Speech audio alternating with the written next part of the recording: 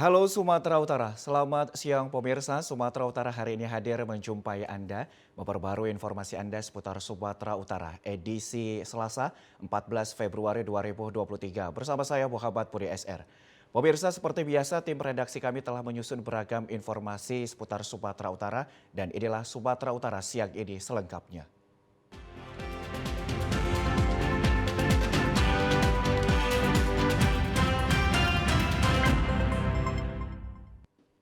Pemirsa, informasi hari ini diawali dari Jaksa Penuntut Umum membacakan dakwaan Apin BK atas kasus judi online dan pencucian uang. Joni alias Apin BK jalani sidang perdana di ruang Cakra 9 Pengadilan Negeri Medan, Jalan Pengadilan Medan, Sumatera Utara kemarin. Proses persidangan kasus judi online dan pencucian uang tersebut berlangsung secara online dari Rutan Kelas 1 Medan. Terdakwa Apin BK secara daring mendengarkan pembacaan dakwaan yang dibacakan oleh Jaksa Penuntut Umum. Jodi alias Apin BK merupakan terdakwa atas kasus tindak pidana judi online dan pencucian uang. Terdakwa berperan sebagai penyedia fasilitas seperti bangunan ruko di Komplek Cemara Asri, Deli Serdang, Sumatera Utara. Dalam perannya, Apin juga menyediakan berbagai fasilitas berupa komputer, jaringan internet, serta server judi untuk mendukung operasional judi online. Jaksa Penuntut Umum mengatakan sidang kasus judi online akan dilanjutkan pada pekan depan dengan keterangan saksi. Sudah kita bacakan pada hari ini, untuk ke depan akan kita hadirkan saksi-saksi.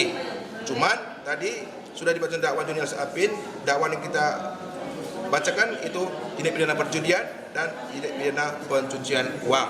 Untuk pasal-pasal yang dikenakan itu pertama, melanggar pasal 331 ke 1 KUH pidana junto 55 1 ke 1 KUH pidana, atau kedua melanggar pasal 27 ayat 2 junto pasal 45 ayat 1 kedua Undang-Undang Nomor 19 Tahun 2016 perubahan atas Undang-Undang Nomor 11 Tahun 2008 tentang ITA junto pasal 55 ayat 1 ke 1 KUH pidana.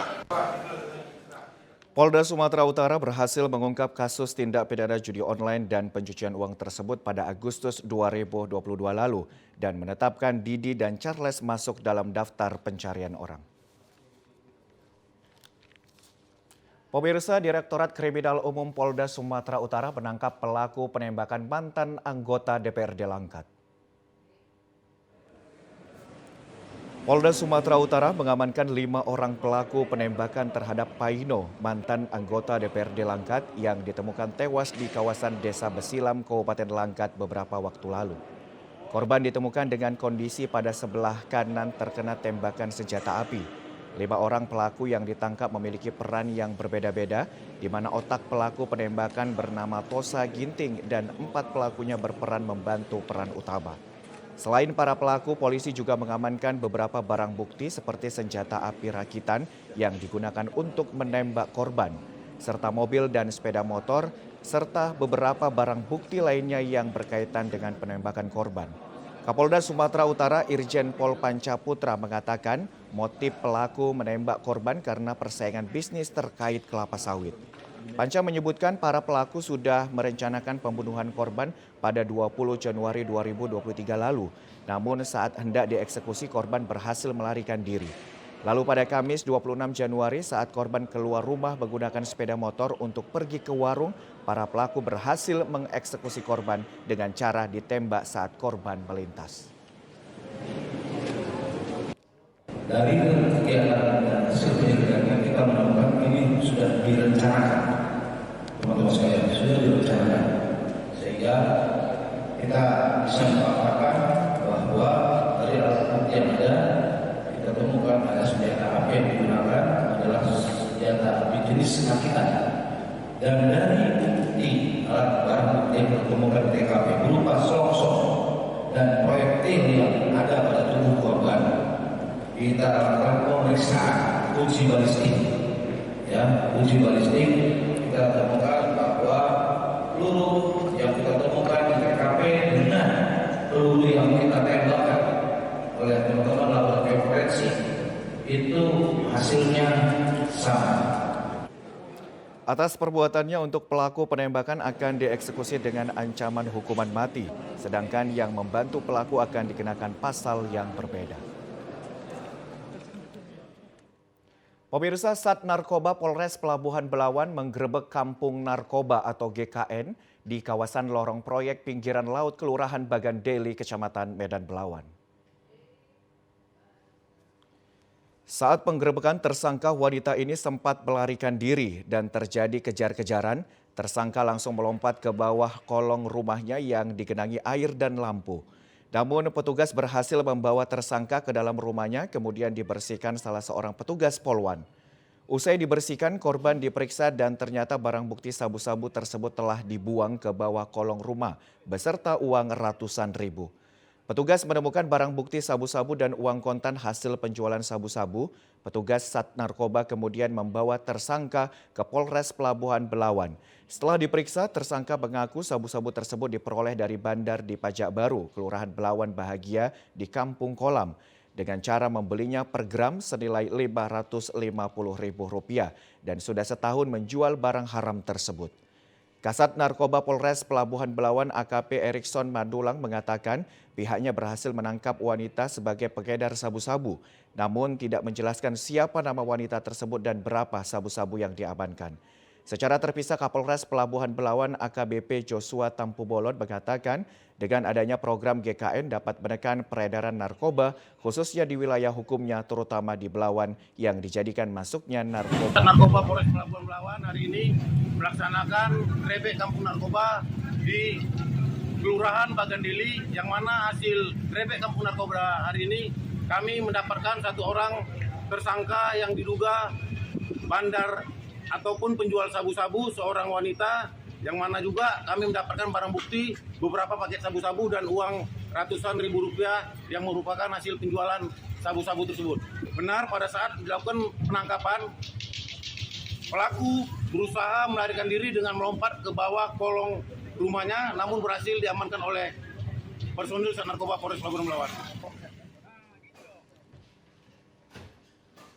Pemirsa, kita beralih ke informasi lain. Sejumlah kaum ibu penambang batu tradisional di Mandailing Natal mendatangi kantor perusahaan pembuatan aspal Hotmix karena pihak perusahaan tidak lagi menerima material batu mangga dari penambang lokal.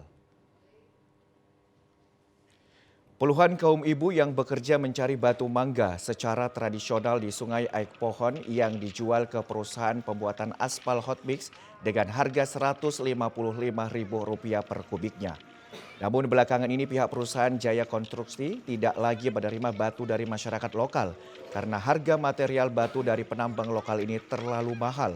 Padahal menurut para ibu-ibu tersebut, harga jual batu mangga yang mereka tawarkan ini cukup murah dibandingkan dengan harga batu mangga yang kini dibeli perusahaan itu ke penambang galian C lain. Puluhan ibu-ibu yang bekerja sebagai penambang tradisional ini mengaku mereka akan kehilangan pekerjaannya.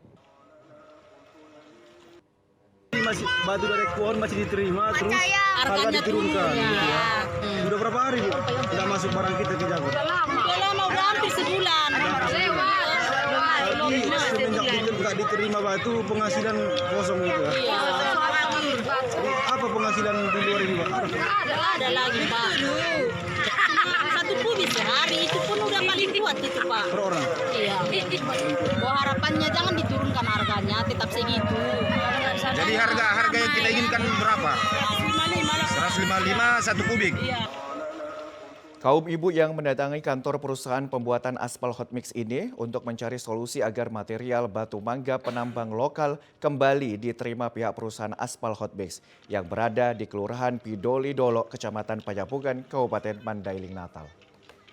Kami dari masyarakat Kelurahan Pidoli Dolo membutuhkan usaha dan pekerjaan. Dari Sungai Aik Pohon ini sudah beratus tahun ini mungkin mencari nafkah di sini. Masyarakat Kelurahan Pidoli Dolo. Itulah yang kami harapkan pada PT Jaya pun supaya melindungi pekerja-pekerja di Kelurahan Pidoli Dolo ini. Hanya itu saja yang kami harapkan supaya bahan-bahan kami dari sini termasuk pasir, batu mangga, memberdayakanlah kami masyarakat ini supaya ada cari makan kami di sini, usaha kami lah. Ya, pemirsa, informasi lainnya akan kami hadirkan sesaat lagi. Tetaplah bersama kami di Sumatera Utara siang ini.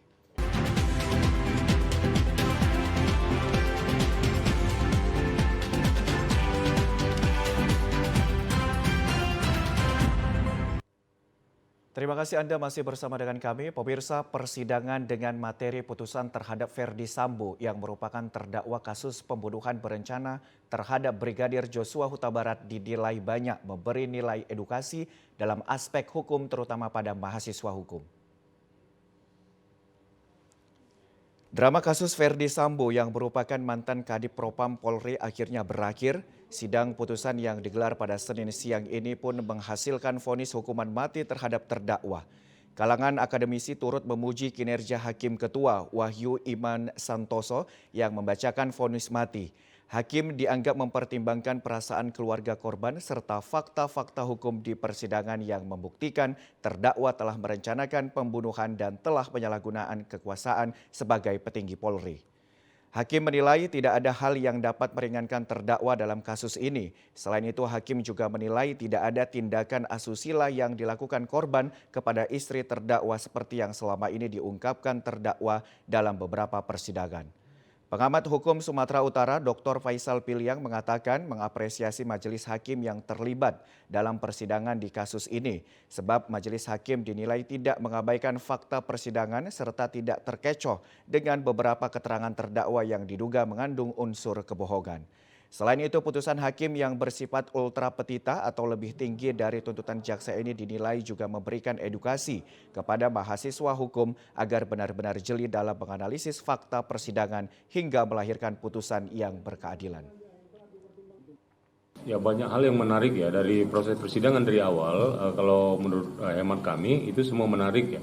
Hal ini terkait dengan yang pertama bahwa yang terduga atau terdakwa melakukan perbuatan pembunuhan berencana adalah perwira polisi aktif yang bukan saja penegak hukum tapi adalah penegak hukum gitu.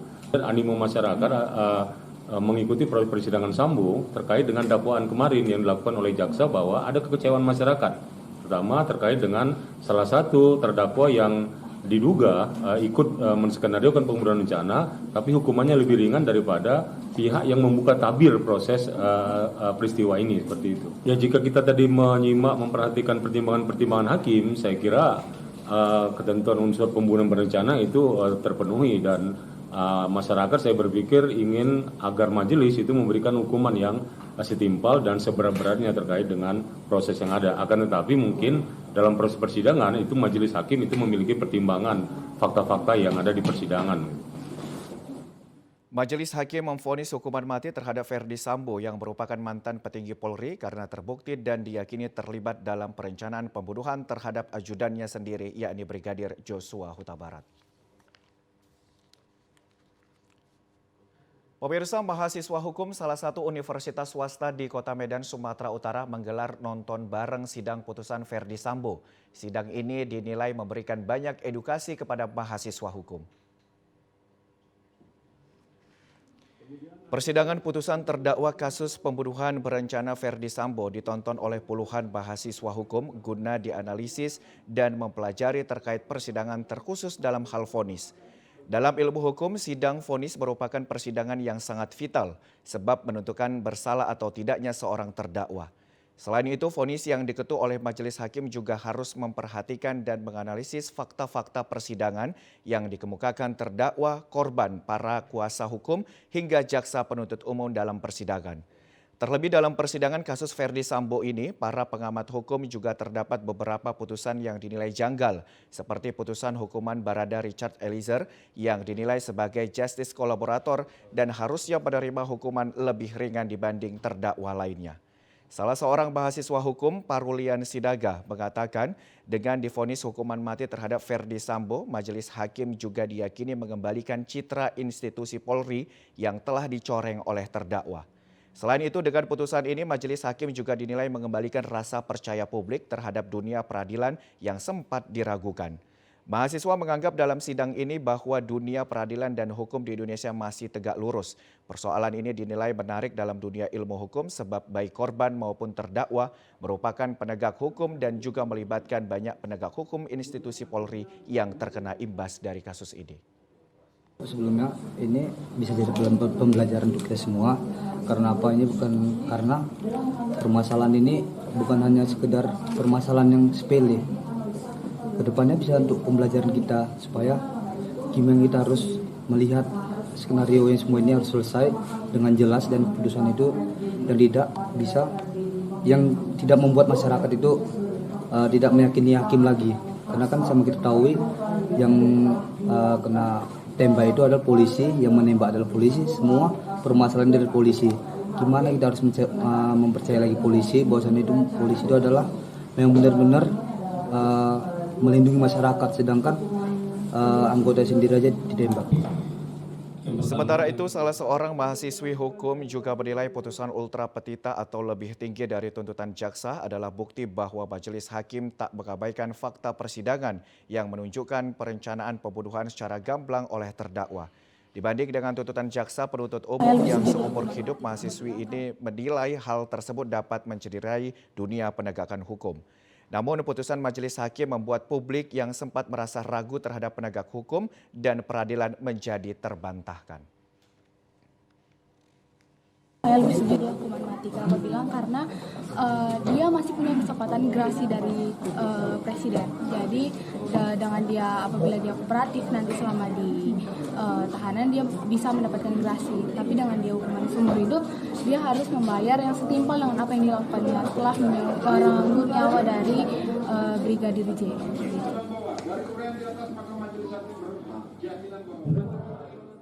Ya pemirsa, kita beralih ke informasi lain. Setelah melakukan apel kesiapan panitia pendaftaran pemilih, saat ini sebanyak 109 orang Pantarli mengikuti pelantikan dan bimbingan teknis. Pelaksanaan pelantikan dan bimbingan teknis Pantarli ini dilakukan panitia pemilihan Kecamatan Binjai Barat di Aula Kantor Camat. Pelantikan dan bimbingan teknis bagi petugas Pantarli ini dilakukan serentak di seluruh kecamatan yang ada di Kota Binjai kemarin. Petugas Pantarli ini nantinya akan bertugas selama 2 bulan dengan pencocokan dan penelitian data pemilih pada pemilihan umum 2024 mendatang. 807 orang Pantarli ini akan dibagi pada 5 kecamatan yang ada di Kota Binjai. Untuk Kecamatan Binjai Barat sebanyak 109 orang petugas Pantarli mengikuti pelantikan serta penandatanganan fakta integritas, sekaligus bimbingan teknis untuk menunjang kinerja pada pendataan pemilih di Kecamatan Binjai Barat. Ketua KPU Kota Binjai, Julvan Effendi mengatakan setelah pelantikan dan bimbingan teknis ini diharapkan para petugas Pantarli nantinya mampu menjalankan tugas dengan baik sesuai peraturan untuk pendataan pencocokan penelitian ke rumah-rumah warga untuk memastikan keabsahan identitas dari pemilih. Kepada seluruh Pantarli untuk bisa bekerja sesuai dengan aturan yang ada, lakukan pendataan, pencocokan penelitian ke rumah-rumah warga untuk memastikan dan meneliti keabsahan identitas dari pemilih tersebut.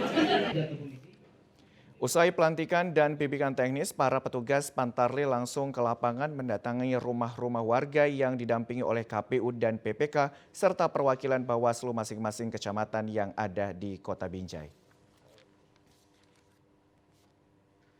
Pemirsa, tahapan dan jadwal penyelenggaraan pemilihan umum 2024 telah resmi diterapkan pemerintah dan Komisi Pemilihan Umum. Sebagai penyelenggara melakukan sejumlah tahapan mewujudkan pesta demokrasi yang damai, jujur, dan adil. Jadwal dan tahapan penyelenggaraan pemilihan umum 2024 telah ditetapkan pemerintah melalui peraturan Komisi Pemilihan Umum nomor 3 tahun 2022. Dengan terbitnya peraturan KPU tersebut dipastikan tidak akan melakukan penundaan pelaksanaan pemilu 2024. Pemilu dilaksanakan secara efektif dan efisien dengan memperhatikan azas yang bersifat langsung, umum, bebas, rahasia, jujur, dan adil atau luber dan jurdil. Dalam penyelenggaraan pemilu 2024 dilaksanakan oleh Komisi Pemilihan Umum yang tersebar di seluruh penjuru Indonesia. Dalam menjalankan tugasnya, KPU berdasarkan peraturan KPU hingga proses penyelenggaraan pemilu berjalan dengan damai, lancar, dan sukses. Untuk mensukseskan penyelenggaraan pemilu 2024, tentunya Komisi Pemilihan Umum melibatkan pemerintah dan TNI Polri, mulai dari alokasi anggaran hingga jaminan keamanan. Dalam upaya meningkatkan jumlah pemilih, KPU juga melibatkan para relawan untuk melakukan sosialisasi di tengah masyarakat. Hal tersebut dilakukan untuk memberi edukasi kepada masyarakat guna mensukseskan pemilu dalam menentukan nasib bangsa ke depan. Pesta Demokrasi Rakyat Pemilihan Umum menjadi momentum penting untuk menentukan nasib bangsa di masa yang akan datang, sehingga peran serta dari seluruh elemen masyarakat untuk dapat mensukseskan pelaksanaan pemilu yang jujur, damai, dan sukses. Ya pemirsa, informasi lainnya akan kembali kami hadirkan. Tetaplah bersama kami di Sumatera Utara siang ini.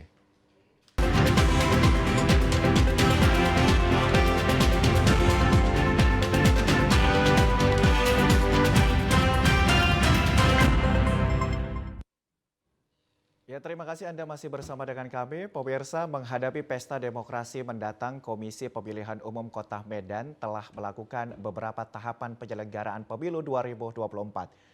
Untuk mengetahui seperti apa persiapan yang telah dilakukan KPU Kota Medan, kini telah hadir Ketua Komisi Pemilihan Umum Kota Medan, Bapak Agus Syah Ramadhani Damanik SHMH. Halo, selamat siang Pak Agus. Selamat siang Bang Budi. Assalamualaikum warahmatullahi wabarakatuh. Waalaikumsalam warahmatullahi wabarakatuh. Bagaimana kabarnya hari ini Pak Agus? Alhamdulillah sehat. Baik, Pak Agus, terkait dengan pemilu tahun 2024 ya Pak ya. Tahun 2023 ini merupakan tahun politik begitu ya Pak ya. Nah, bagaimana Pak persiapan yang dilakukan KPU Kota Medan menuju pemilu 2024? Baik, terima kasih Bang Budi ya. Persiapan kita sudah cukup panjang juga ya ini ya, karena ini sudah, saya kira sudah masuk di tahun politik ya, sebagaimana disebut masyarakat ya. Hari ini pas itu satu tahun ke depan menuju hari pemungutan suara ya kan. Dan hari ini juga KPU Medan nanti siang ya akan melaksanakan acara untuk kirap pemilu. Dan secara nasional sebenarnya KPU Pusat sudah sedang ya nanti akan melakukannya hari ini gitu ya, dengan melibatkan 7 provinsi. Nanti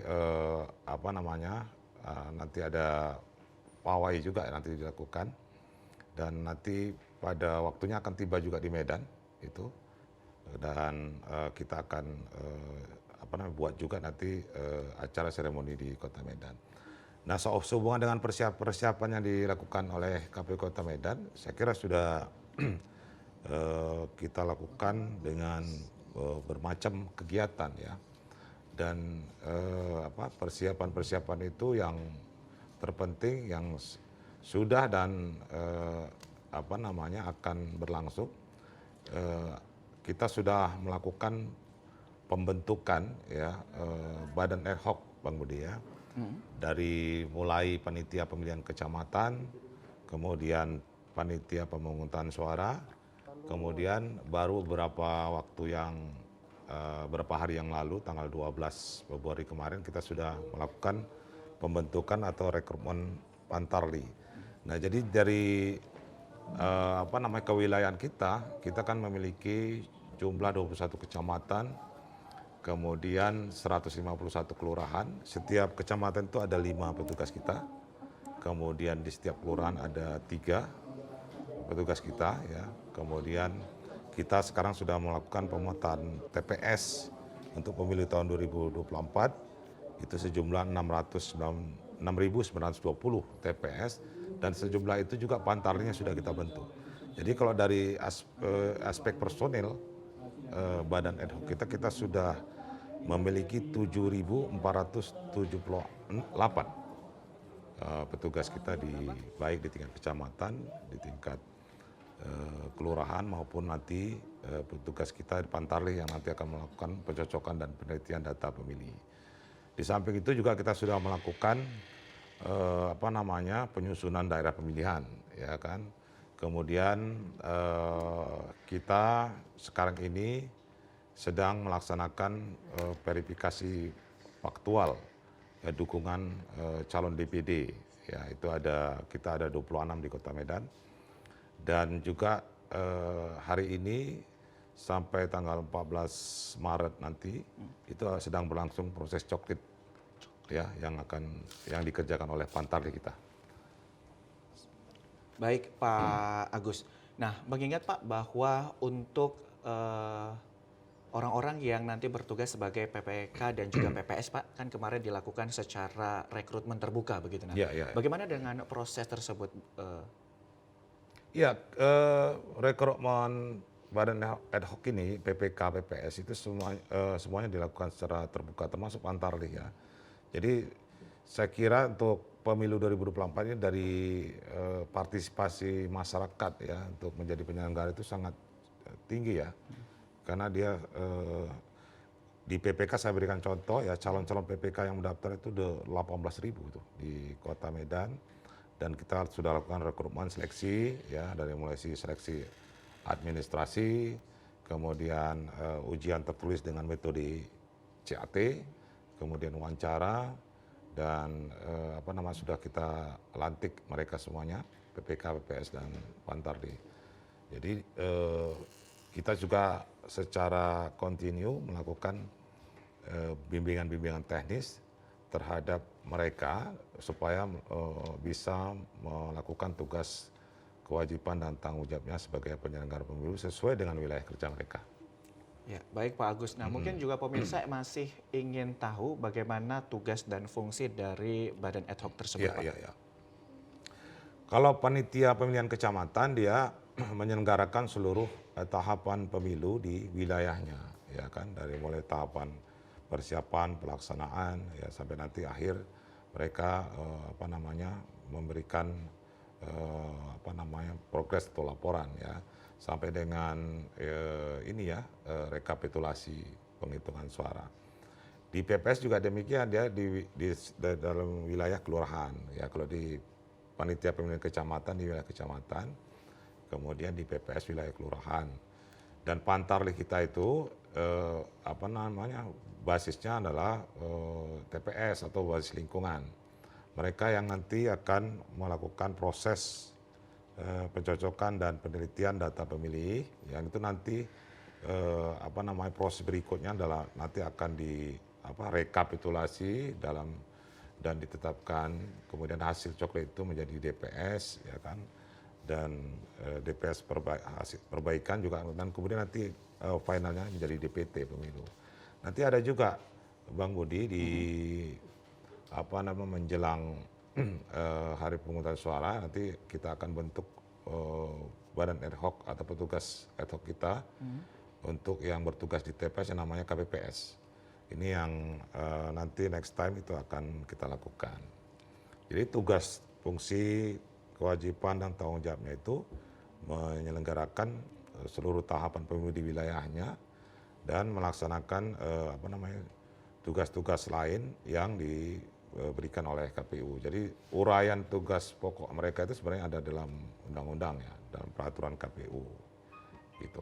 Baik Pak Agus. Nah, tentunya dalam upaya yang dilakukan untuk menjaga integritas dari para badan ad hoc ini, Pak, apa upaya yang dilakukan oleh KPU Medan sendiri? Ya, pertama ini yang menjadi penekanan kita, Bang Budi, dari proses setelah kita bentuk mereka, kita lantik, kan kemudian kita lakukan bimbingan teknis ya, atau konsolidasi terlebih dahulu. Kita, Bang Budi, itu senantiasa KPU Medan melakukan penyelenggaraan pemilu itu juga melihat evaluasi dari penyelenggaraan pemilu sebelumnya, baik pilkada atau pemilu 2019 yang lalu ya kan. Karena ini agak mirip gitu ya, 2019 pemilu serentak juga ya kan. Kemudian sekarang ini juga pemilu 2024 itu juga pemilu serentak. Tapi kompleksitasnya saya kira lebih tinggi karena nanti akan beririsan dengan tahapan pilkada, karena kan pilkada ini di bulan November ya nanti 2024, sementara di pemilu ini di Februari. Jadi kita sekaligus mengerjakan tahapan-tahapan pemilu dan persiapan-persiapan pilkada.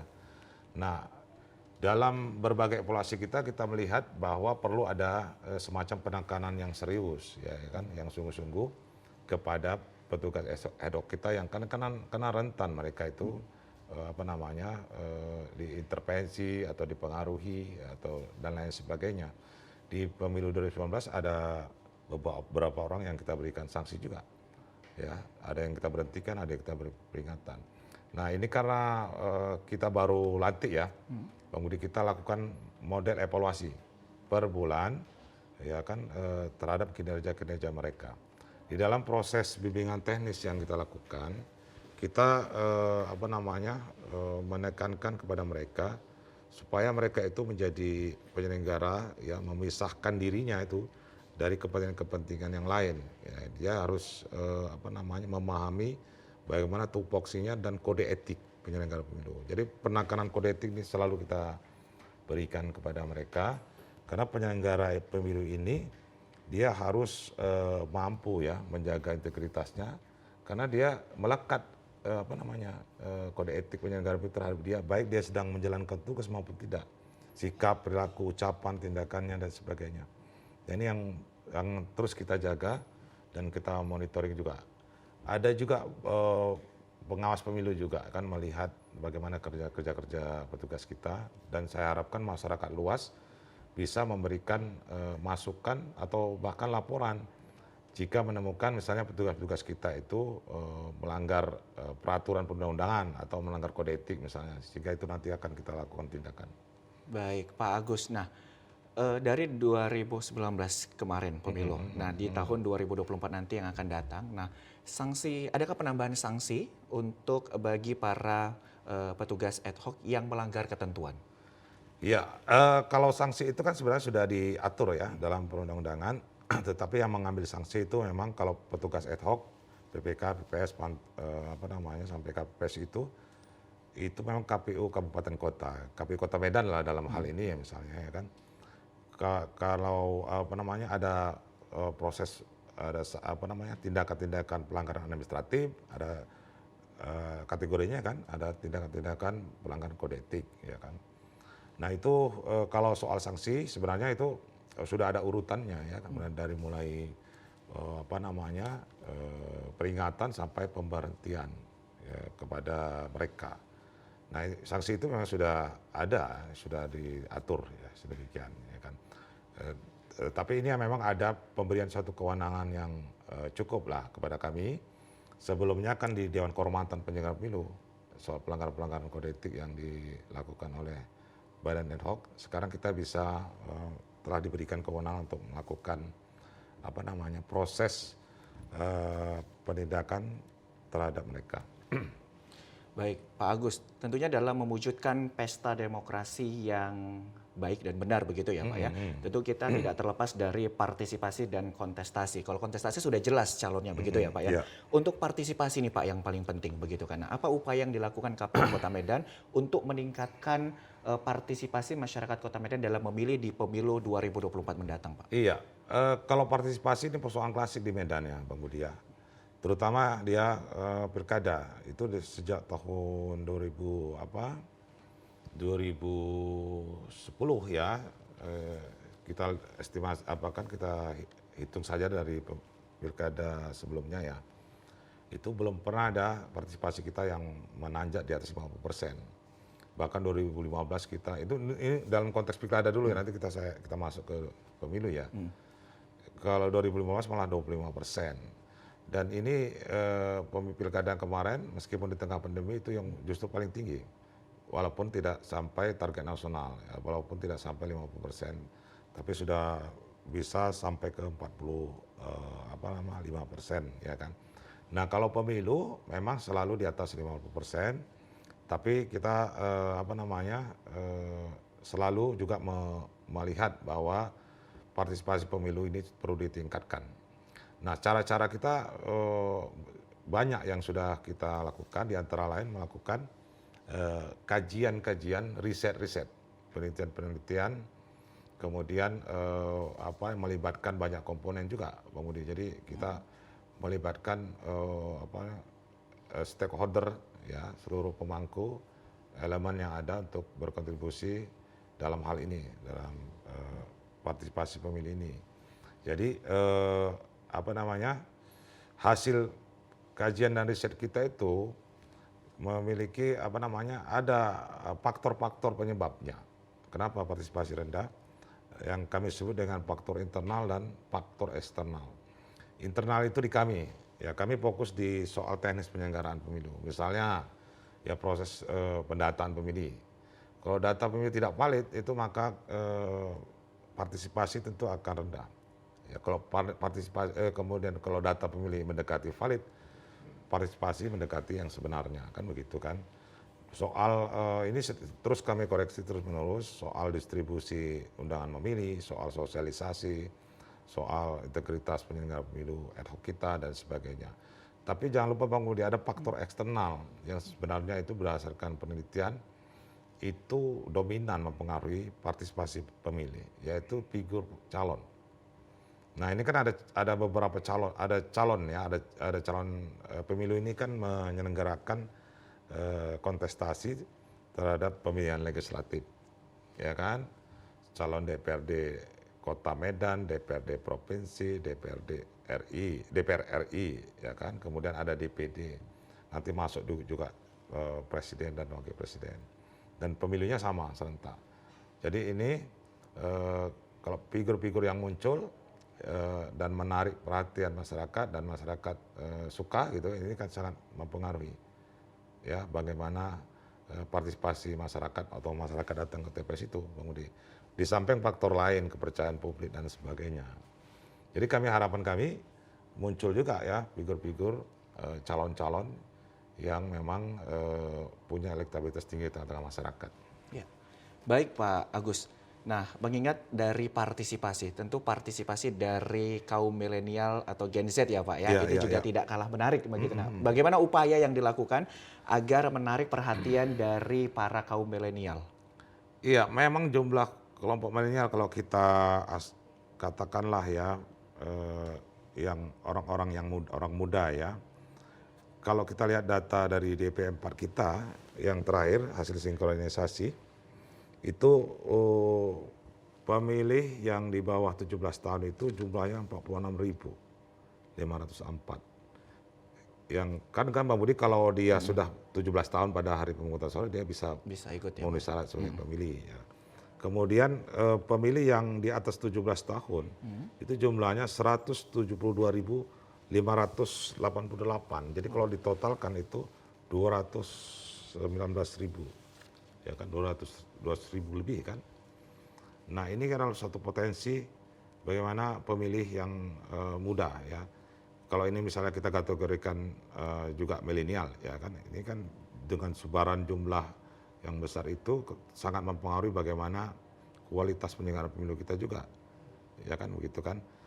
Nah kalau kita tarik dalam sisi yang lebih luas, misalnya kaum milenial itu tidak hanya orang muda, tapi dia orang-orang yang di atas, tidak hanya orang yang di 17 tahun atau di bawah 17 tahun, tapi di atas 17 tahun, tapi kategori orang muda, maka ini akan lebih luas lagi ya cakupan jumlahnya, dan perannya sangat strategis dalam mewujudkan proses penyelenggaraan pemilu yang demokratis dan berkualitas. Karena saya kira di era sekarang ini, ya era digitalisasi itu ya, kemudian peran-peran kelompok milenial ini atau masyarakat milenial ini sangat penting sekali, karena hari ini gitu ya kalau kita melihat media sosial itu beragam informasi yang bisa didapatkan, informasi yang bisa diberikan, informasi yang ada berita baik, ada berita buruk itu. Nah itu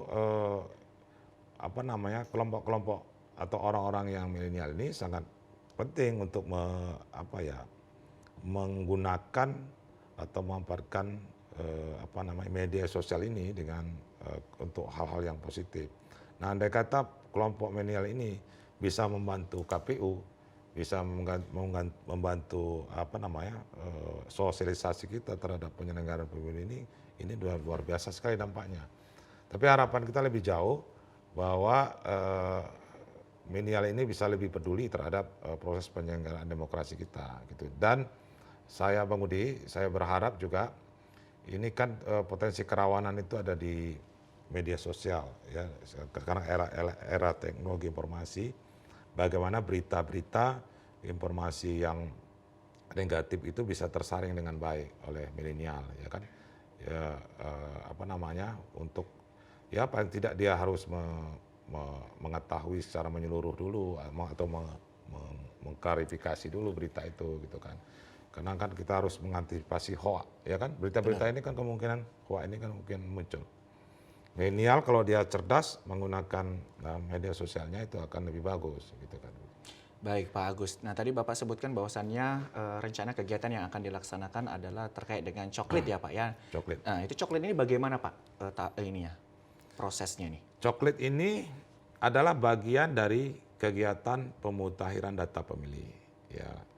Pemutakhiran data pemilih ini adalah tahapan yang salah satu tahapan yang penting karena ukuran menentukan hak-hak konstitusional warga negara, ukuran menentukan partisipasi, ukuran menentukan kualitas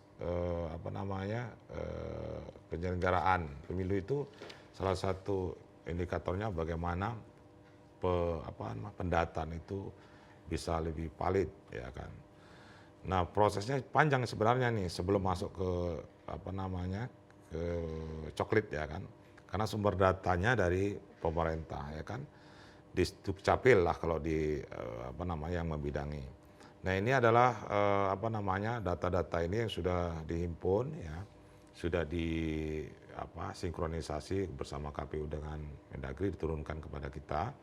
Kemudian ini yang kemudian nanti dicoklit. Jadi tugas mereka itu mendatangi pemilih atau masyarakat dari rumah ke rumah, Bung Budi. Dari rumah ke rumah untuk memastikan datanya sudah benar gitu kan. Jadi ada beberapa tupoksi utama, dia Pantarlih kita ini bisa dia melakukan pencoretan data pemilih yang tidak memenuhi syarat, kemudian memperbaiki elemen data pemilihnya kalau ada kesalahan dalam data kita, kemudian menambah pemilih yang baru ya kan, yang kalau ada pemilih yang sebelumnya belum menjadi pemilih sekarang sudah memenuhi syarat jadi pemilih. Jadi itu harus memastikan bahwa akurasi data yang kita miliki itu benar sesuai dengan faktanya gitu. Nanti Pantarlih kita akan melakukan cross check datanya sesuai dengan di lapangan seperti apa. Misalnya dia harus ada basisnya KTP elektronik dan KK-nya. Iya. Baik, terima kasih Pak Agus dan tentunya terima kasih sudah berbagi informasi nih Pak. Terakhir harapan Bapak untuk masyarakat Kota Medan dan tentunya prosesi penyelenggaraan pemilu di tahun 2024 mendatang. Ya, saya berharap ya sebagai penyelenggara pemilu bahwa pertama bahwa pekerjaan-pekerjaan penyelenggara pemilu ini bisa mendapatkan dukungan oleh masyarakat secara luas dan pemangku kepentingan karena tidak mungkin KPU mengerjakan sendirian. Dia harus ada dukungan-dukungan dari seluruh pemangku dan masyarakat ya. Terhadap hal-hal yang yang mungkin kurang sempurna di penyelenggaraan pemilu sebelumnya, kami terbuka untuk menerima masukan dan untuk langkah-langkah perbaikan. Yang kedua, bahwa saya berharap kita semua ya bahwa proses pemilu ini bisa berjalan aman, lancar, damai ya kan, karena ini adalah pesta demokrasi, adalah untuk kepentingan kita semuanya gitu ya kan. Dan kemudian yang terakhir bahwa seluruh masyarakat dalam konteks Medan, mungkin masyarakat Kota Medan bisa menggunakan hak pilihnya ya secara baik, secara cerdas di hari pemungutan suara pada tanggal 14 Februari 2024. Baik, terima kasih Pak Agus sudah hadir ke Studio 1 TVRI Sumatera Utara dan juga berbagi informasi terkait dengan pemilu di tahun 2024 mendatang. Kita doakan bersama mudah-mudahan berjalan sesuai dengan harapan ya Pak ya. Amin. Baik pemirsa, informasi lainnya akan kembali kami hadirkan. Tetaplah bersama kami di Sumatera Utara siang ini.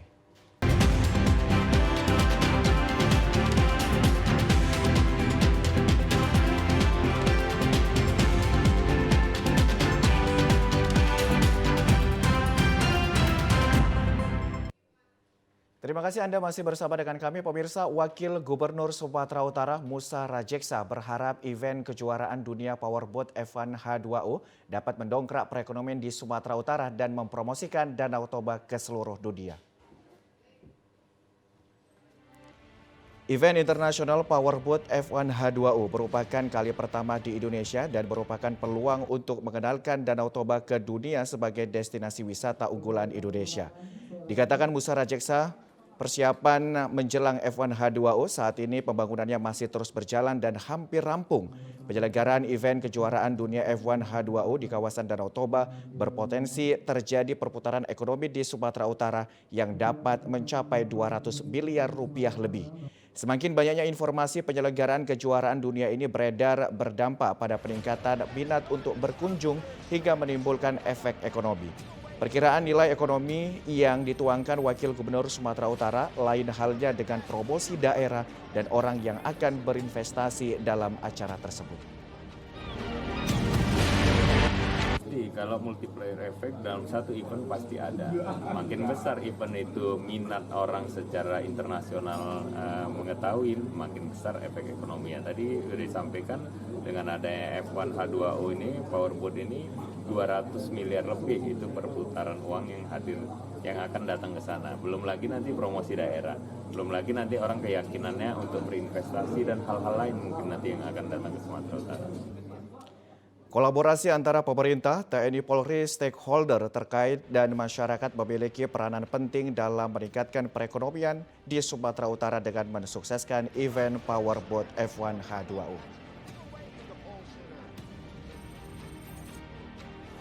Pemirsa, informasi tadi menutup perjumpaan kita pada program Sumatera Utara siang ini. Saya Muhammad Budi SR pamit undur diri dari hadapan Anda. Terima kasih dan sampai jumpa.